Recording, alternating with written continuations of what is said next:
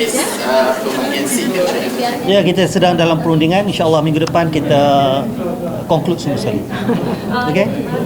Macam mana kita nak kawal waktu berkempen tu supaya kita tidak terlalu memburukkan, sebab dekat dalam federal kita masih lagi dalam kerajaan berpaduan. Bagi parti UMNO Barisan Nasional, kita telah pun buat satu ketetapan yang jelas dalam mesyuarat MKT yang lepas. Kita tidak fokus kepada hentam lawan peribadi. Kita menyatakan apa yang dasar yang kita nak tawarkan kepada rakyat, dan yang paling penting sekali, tawaran-tawaran ini yang boleh memberikan manfaat kepada rakyat. Itu yang akan menjadi fokus kempen kita. Presiden dah memberitahu bahawa kita jangan sentuh soal peribadi dan soal membuka aib mana-mana pihak. Tadi parti ada bagi nasihat kepada Ketua Menteri Melaka bila dissolve tu macam mana? Itu kena tanya Ketua Menteri Melaka.